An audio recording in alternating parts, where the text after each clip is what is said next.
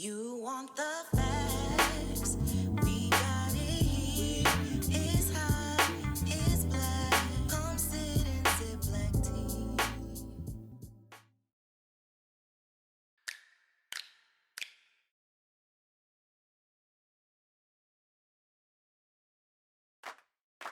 Students, staff, and social justice. What does it really mean to bring activism into the classroom? How does one be an activist in an academic arena? Today, in this Black Tea exclusive, you will hear from students, professors, mothers, activists, and theater majors about how it is to have to advocate for social justice inside the classroom, for their children, themselves, and on stage. This tea has been brewing long enough. Lights, camera, activism. Good evening, welcome back, and today we're here with Dr. Cy Merriweather DeFries. Thank you so much for joining us. It's my pleasure. Can you just tell me a little bit about yourself and how you came to State College, what you do in the community? I am a faculty member at Juniata College in Huntington, Pennsylvania. I came to State College to complete my undergraduate degree and then was strongly encouraged to enter the HDFS graduate program where I received my PhD in Human Development and Family Studies. I then I live in State College, but I moved my employment to Juniata College and had the dubious distinction of being the first tenured African American faculty in the history of that institution. I was the first. I am happy to say that I am no longer the only. There are other faculty of color now on our staff there. And becoming that, was that something that you had to push for? Did you have to tell me about the hoops and hurdles you had to go through to do The that? struggle is real. I began as an opportunity hire. Everyone got excited to discover that I could fill a role there, and then they were less excited to discover that the person filling that role was someone who had a passion for social justice. And so it has been a continuous battle. It is now much less of a battle. We have an Office for Equity, Diversity, and Inclusion. We have many more students of color and support for students of color. But I must say, in the very beginning, it was a challenge because that was not, the process was not what the institution was prepared for. The thought was, we just say we have this campus and we will welcome students of color, and that students of color would come without any focus or institutional attention to the institutionalized racism that the students would encounter once they arrived. My campus is now well aware of those issues, and I must say I have a sense of pride in what they're attempting to do to address concerns that they were not eager to initially recognize. Like my experience through the school system, if you had asked me at the time, when I was 16, 17, going through the school system, what racism did I see day to day around me, I would have had some trouble answering that because it's not something I looked for, not something I necessarily noticed. My friend groups didn't include a ton of people of color. So, I wasn't seeing it, and therefore, I think this is where the curriculum part comes in. It can be easy to think like, well, that's a past thing. I remember very distinctly getting the sense as I was growing up and learning about the civil rights movement, for example, the distinct sense that this is a past thing, and not just that it was a past thing, but that this was a mistake. These were errors, this was ignorance that, well, yes, there were people who were bad and wrong, but we know better now, and that's not what we're doing now. And, now that we've learned and have decided to stop doing these things, not been made to, that just doesn't happen anymore, right? I never heard the term redlining until I was in my 20s. And we never talked about how that still continues in a more subtle fashion. The struggle, I think, of what does progress means. Again, a week ago was Martin Luther King Day, and I think it's really apt because it's the exact same thing that lots of folks now are complaining about on social media, which makes sense. The whitewashing of that legacy and all the quotes that I heard and that I knew. I heard how does it go? The arc of the universe is long, the moral arc of the universe is long, and it bends towards justice. I heard that lots. But there's another part, I think, not just to that quote, but to other writings, other speeches that King gave that talk about that it comes through struggle. It's not through nothing. And this sense of inevitability, that's by far the largest sense I got from the curriculum.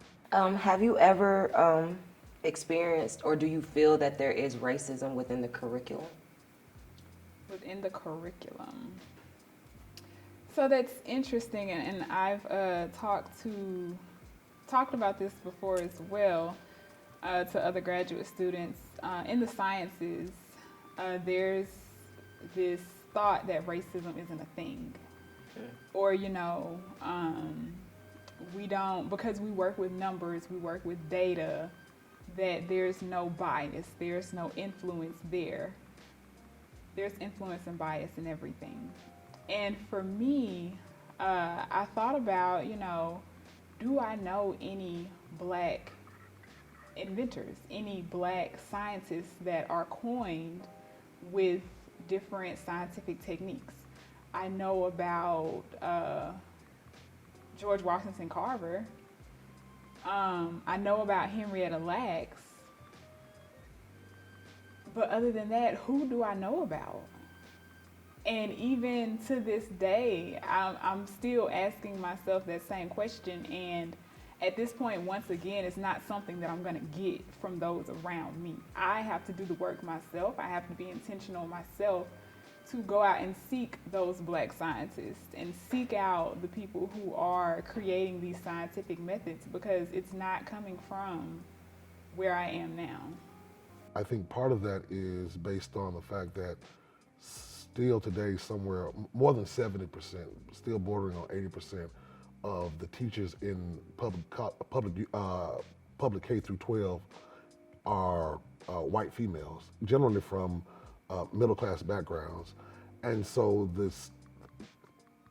to normalize what is acceptable behavior based on a norm that is not representative of the community that you work with is, I think that leads to teachers beginning the pre-referral process towards special education.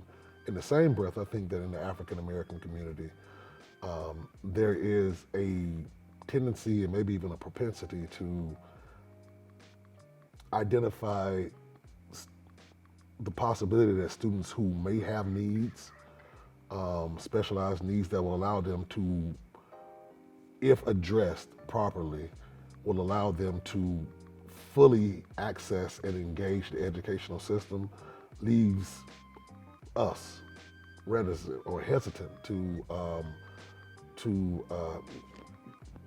accept that, because we identify that as a possible track to lead them to not being able to be successful. And so there's resistance at times, I think, in households when identification and or referrals may be necessary to help to fulfill those students. So do I believe that racism is reflected in the curriculum of School of Theater? I believe, yeah. I think there's racism inherent in a lot of theatrical institutions. Schools are not exempt from that. I think that there's a heavy focus on Eurocentric teaching, both in style and in the actual material that's being taught. theater history, for example, is a good place. There's been a lot of different ways that has been combated within the last semester or so in terms of changing certain requirements, for example, requiring West African dance into the curriculum, which is, I think, a great step in the right direction, but obviously there's still a lot of work that needs to be done in rooting out and decolonizing the curriculum. I definitely believe that there is racism and white supremacy in the curriculum for the School of Theater. We have a very Eurocentric curriculum when it comes to teaching methods, acting methods, and theater history. We only just implemented West African dance as a requirement for all performance majors, whereas before it was an elective. You can see it in recruitment for the faculty and for the number of students, students of color in all programs within the School of Theater.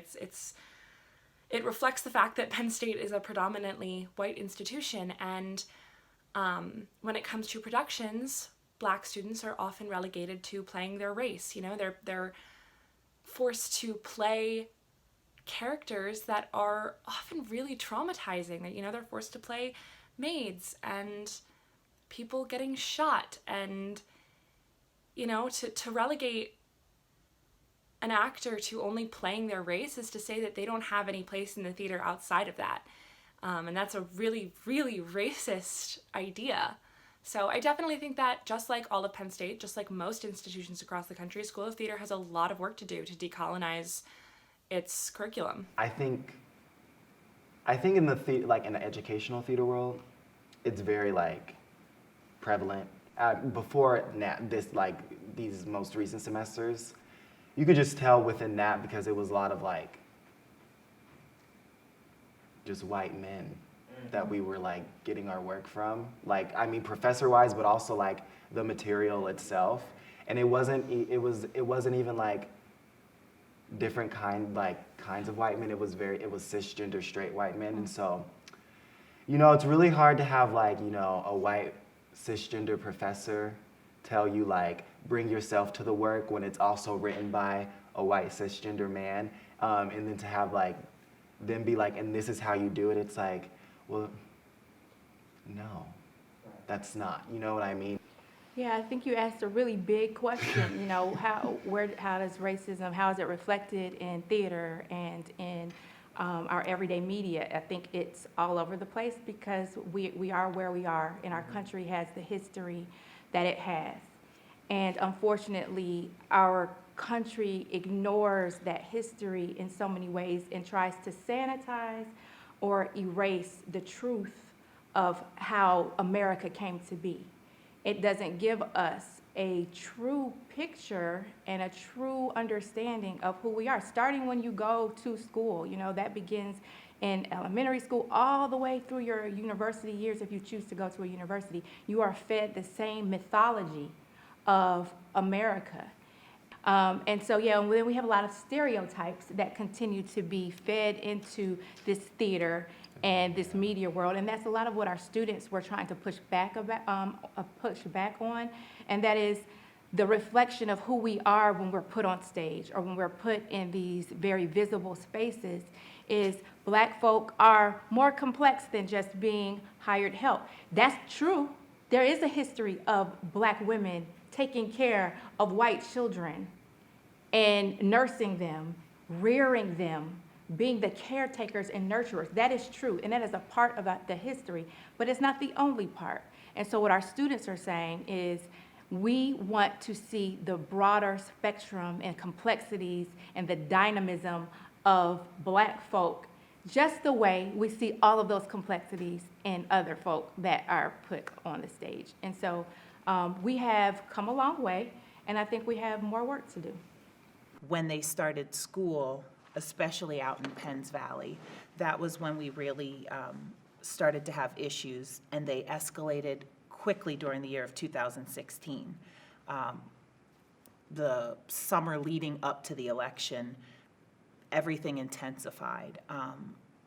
we've had experiences where a girl called my son in 6th grade, called him a monkey. And the counselor called me, and the first thing she did was explain to me that that girl did not understand the racial implications, which clearly from the way it was used, she definitely did know. And also, that wasn't what I wanted nor needed from the counselor. I didn't need her opinion. I needed action. And I've never received it from the school district. Do you have any opinion on that? Well, I mean, Penn State is a predominantly white institution. It's here to serve the predominantly white population. I didn't come here for undergraduate, so I would say in undergraduate curriculum, there are required courses. And I think that would be used kind of to see if there was a reflection of, history and things like that. Probably not. I wouldn't say I don't know the undergrad curriculum. Definitely, there is a need for diversity, which is non-existent in many programs. Even in the College of Education, I mean, there of course the presence of some Black faculty, some African faculty, other faculty of color, but of course they're a minority. And you face what you would face in any predominantly white institution: the structural, institutional racism. The lack of resources for different departments. So there's the African American Studies department, which has amazing faculty. But sometimes, of course, these faculty are often preaching to the choir. So it's those that are interested that will take African American Studies, and they probably already have progressive views, and they're most likely not racist, right? So the challenge is always, how do you actually address structural racism outside of those who already know that it exists? And that is always a problem. Like for instance, the African Studies department is grossly underfunded. It's not even it's not even a department. It's just a program, and it's under-resourced. So even during the course of me being here, they actually moved the entire department to a small corner downtown. They said they were restructuring the building, and it was very offensive because it was very difficult for students to access that property. And faculty, they face enormous challenges. I can't speak to that specifically. I'm not faculty. But as a student, we tend to just take care of ourselves. So there's important things to do.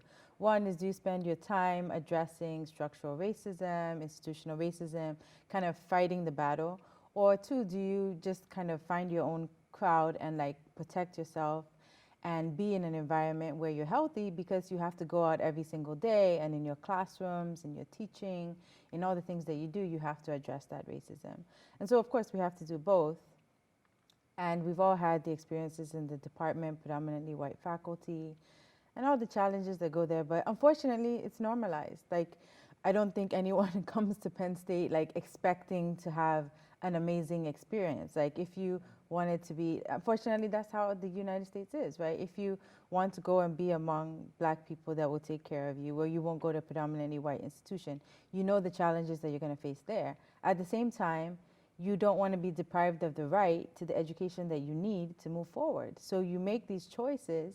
We make these choices. We have to go to these institutions. We have to get the degrees so that we can do what we want to do in life. And then we know what that comes along with. It's part of the package.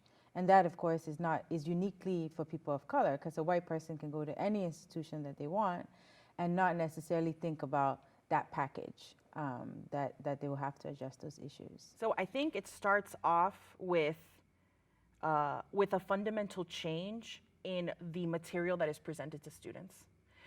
From a really young age, kids are taught that when, the Pilgrims came to the Americas, they had a great relationship with the Native Americans, and that, that the Native Americans gave over their land so that the Pilgrims could, have land, which is a fundamental lie, right? And so from a young age, we are taught, right?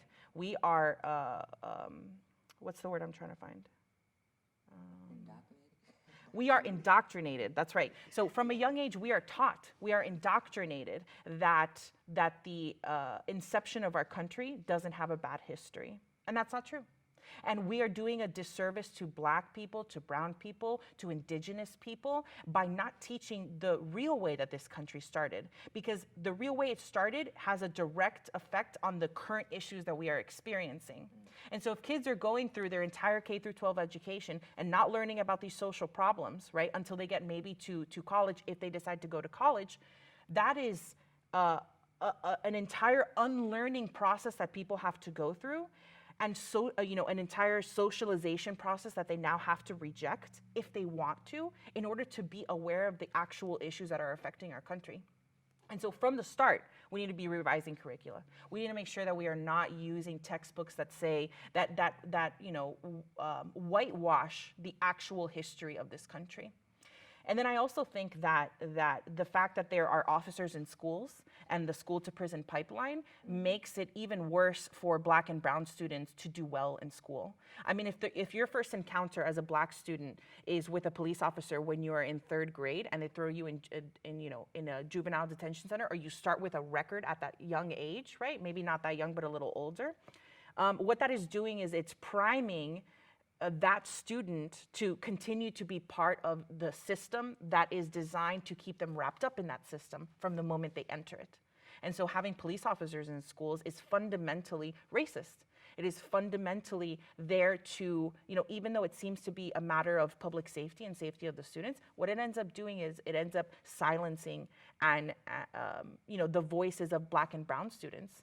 And so I think that it's that the representation of people, of our teachers, right, also needs to change. But those are all problems with a system. It's all problems with the system that prevents Black people, right, that prevents brown people from entering spaces in which they could become teachers, right, in which they could become curriculum educators, right, in which they could become, superintendents of schools. And so all of that history is kind of wrapped up in all the history of this country is wrapped up in the reasons why we don't see that representation. And now, an exclusive clip from What's the Tea? White people do something I call over-speaking. They use a lot of nuances in their terminology. So they say things that sound good, but they're really not. And if you aren't truly versed in the English language and haven't been in those spaces, you don't even know someone's being offensive. Like, my sister moved here, and one woman came up to her and said, "Oh, you have some beautiful pickaninnies in your hair." So she didn't understand what was happening. See, but if you don't understand all nuances of the words, if you don't understand that the word spook is racist, if you don't get that, then you don't mind when you walk into a school and you see spook on somebody's door for Halloween. You just pass by and you don't think twice about it.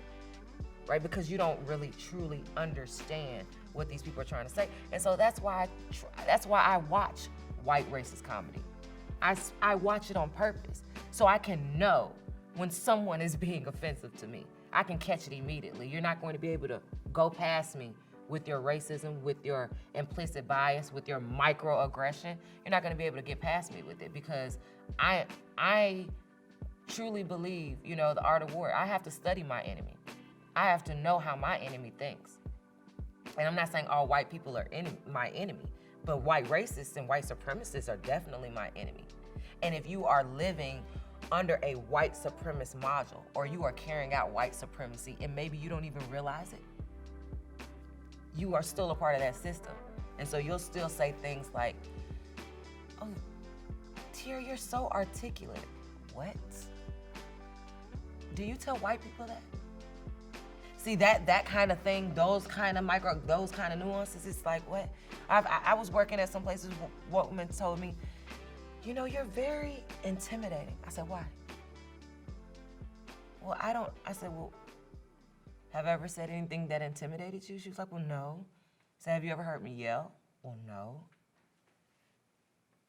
I'm 5'2", 136 pounds. How am I intimidating?